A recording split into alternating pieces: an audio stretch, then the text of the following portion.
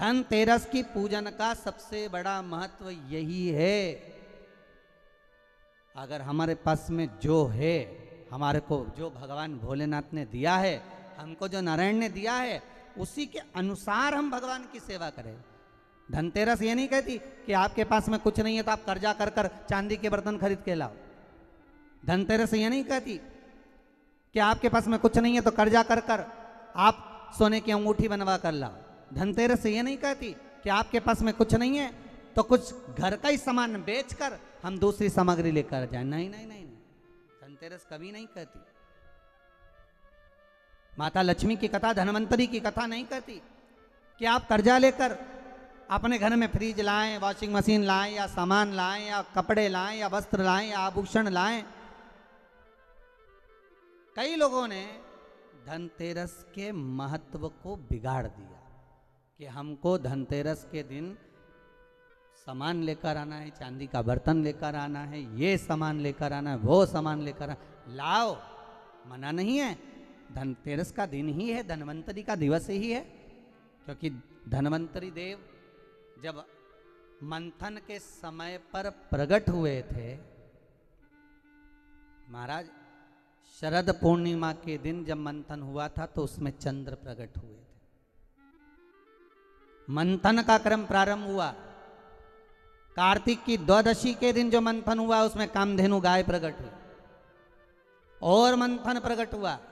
त्रयोदशी आई, धनवंतरी देव प्रकट हो गए, जिनके एक हाथ में शंख है, दूसरे हाथ में चक्र है, तीसरे हाथ में सुंदर औषधि है और चौथे हाथ में सुंदर अमृत का कलश है। स्वयं धनवंतरी देव प्रकट होते। और ये धनवंतरी है कौन? भगवान विष्णु का ही एक अंश।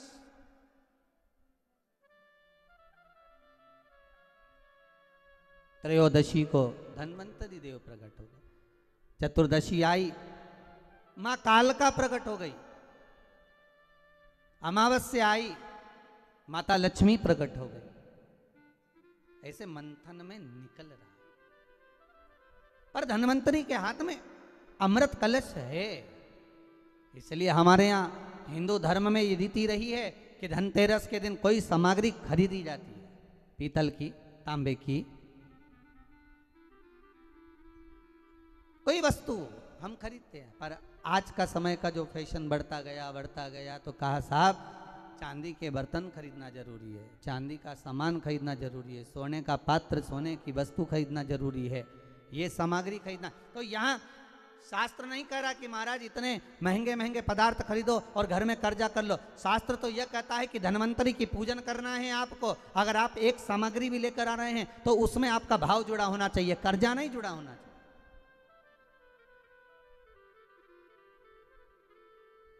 मेरा निवेदन रहेगा घर के बच्चों से भी, घर की माताओं से भी, घर की बहुओं से भी, घर की बेटियों से भी, आपके पिता, आपके घर के बुजुर्ग, आपके घर के बड़े, जिनकी जितनी सामर्थ्यता है और सामर्थ्यता के अनुसार अगर वो आपके यहाँ पर एक तांबे की एक प्लेट भी ला कर दे रहे हैं, तांबे का एक पात्र भी ला कर दे रहे हैं, एक छोटा सा वस्तु भी ला कर दे रहे हैं, तो आप समझना कि धनवंतरी देवता की कृपा हुई है और हमारे घर में आज ये वस्तु प्राप्त हुई है, हमारे घर में आज ये वस्तु आई है।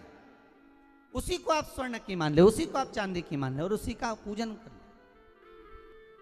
लक्ष्मी और दरिद्रता देवी महाराज, ये दो अलग हैं, दोनों बहनें हैं।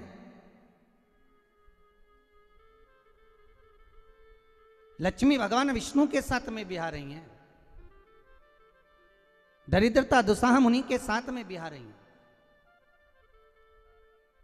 शायद इसीलिए हमारे हिंदू धर्म के अंतर्गत माता लक्ष्मी का जहाँ पूजन होता है, माता लक्ष्मी की जहाँ आराधना होती है, वहाँ से दरिद्रता को बाहर निकाल दिया जाता है।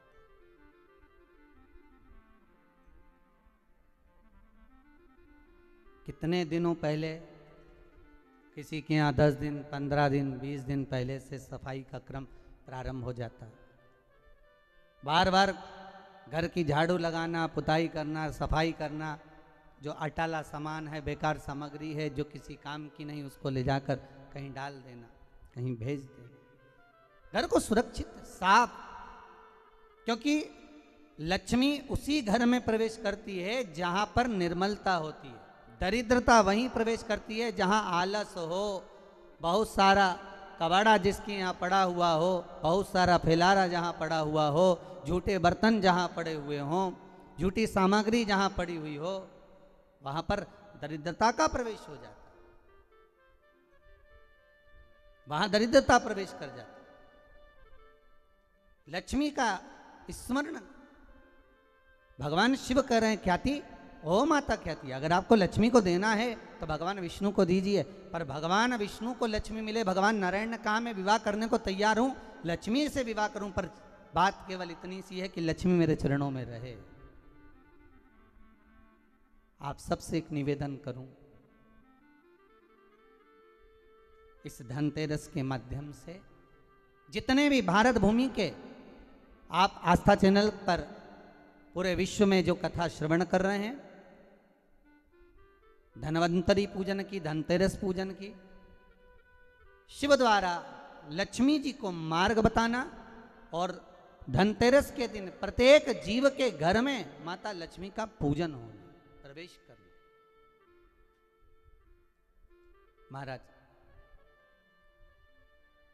भगवान शिव स्वयं भगवान नारायण से कहते हैं कि आप लक्ष्मी को अपने चरणों में रखो। भगवान कहते हैं मैं रखने को तैयार हूं, पर लक्ष्मी मेरे चरणों में रहे, जहां मैं हूं वहां लक्ष्मी। महाराज आप सबसे निवेदन है, घर में जितनी निर्मलता रखोगे, स्वच्छता रखोगे, जितना घर को साफ रखोगे, उतनी ही लक्ष्मी आपके यहाँ प्रवेश करेगी। पर केवल घर की सफाई से काम नहीं चलेगा। शिव महापुराण की कथा कहती है घर की सफाई के साथ में मन की भी सफाई होना चाहिए। काम, लोभ, आसक्ति, वासना, तृष्णा, ये सब हमारे भीतर भरा हो और हम सोचें कि भगवान हमारे घर में प्रवेश कर जाए तो कैसे प्रवेश करेगा। वो कहते हैं ना, हमने आंगन नहीं बुआरा कैसे आएंगे हरि, अब तक गंदा पड़ा है द्वारा कैसे आएंगे हरि, कैसे आएंगे हरि, कैसे आएंगे हरि, अब तक गंदा पड़ा है द्वारा कैसे आएंगे हरि। हम केवल घर की सफाई ना करें, हमारे भीतर जो अहंकार समाया हुआ है, हमारे भीतर जो काम समाया हुआ है, हमारे भीतर जो आसक्ति भरी हुई है, हमारे भीतर जो लोभ भरा हुआ है, तृष्णा भरी हुई है, वो हम उसको निकाल दें।